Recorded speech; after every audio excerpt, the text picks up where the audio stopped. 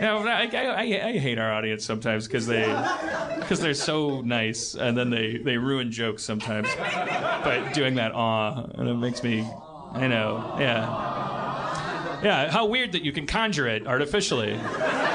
It's almost as if it means nothing when it happens every fucking time.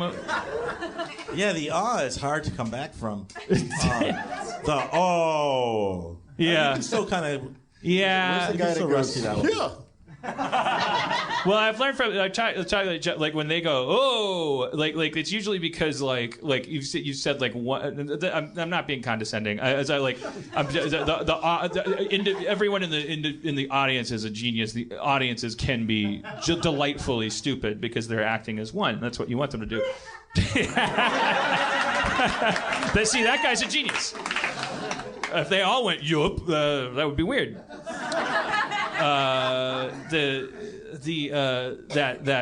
You can't if you react by apologizing, which is what I always do, or like backpedaling or arguing, that's they smell blood, right? Isn't that the idea? You're not supposed to show fear.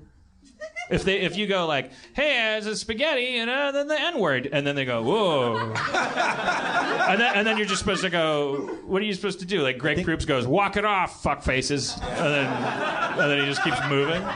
We were in Yakima, Washington, and have I told the story before? Maybe to me. Like, and we were doing an improv show with the Who's Line guys, like me and Ryan Stiles and Chip Essen probably, and.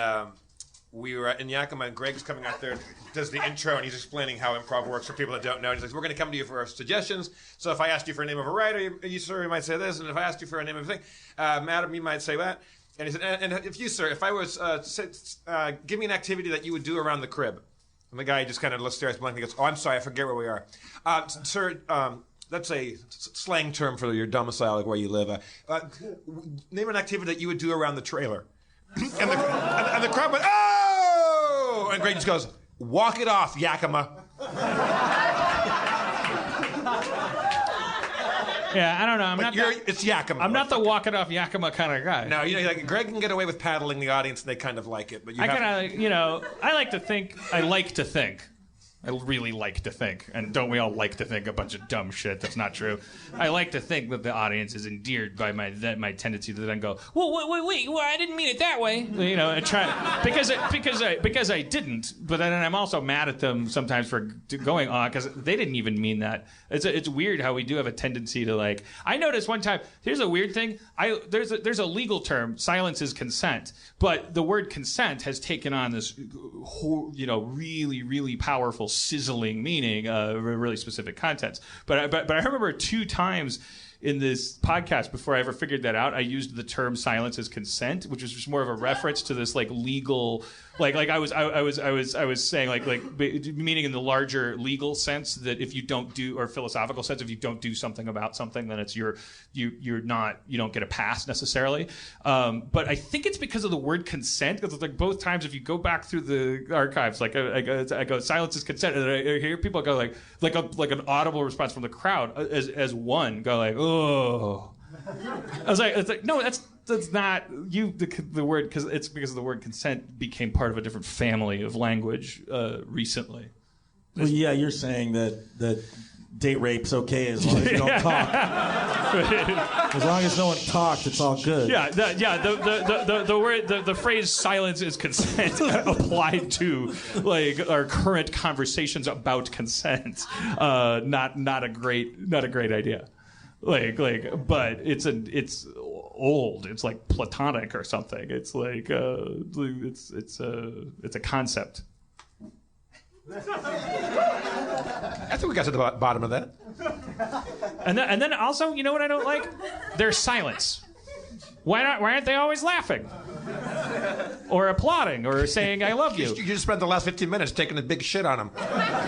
Why do they always have to either be quiet or reacting the way I don't want them to? Why can't they just react the way I want them to react? My name is Slam Charisma. See, I kind of feel bad because the stupidest thing is when Barton made that terrific noise earlier on. Horatio, are you aware of Barton's awesome magical laugh? No. Can you Hey, manufacture it? Can I cue you and can you kind of do a fake version of it? Yeah, sure. Because Tell the garbanzo bean joke, Dan. Okay. What's the difference between a garbanzo bean and a chickpea?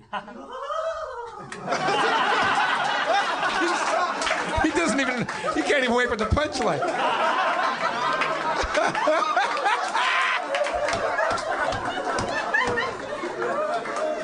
It's like Glenda the Good Witch walking in on you while you're taking a shit.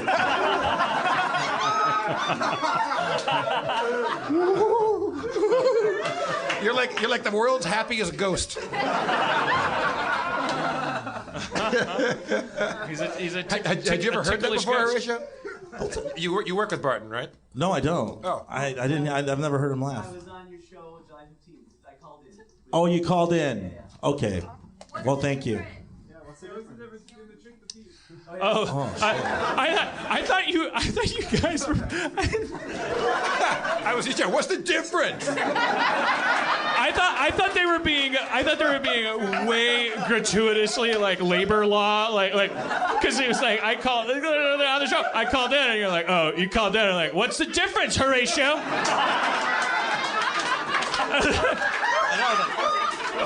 Sorry. You're right. I guess. Am I not a contributor to you? He called and he was a guest, and I didn't say anything about it. I'm just some fucking animal because I'm on a phone?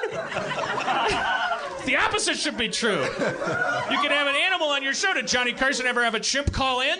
I can't name the times he had one ride on a tricycle, dressed as a pirate. For some reason, I guess because...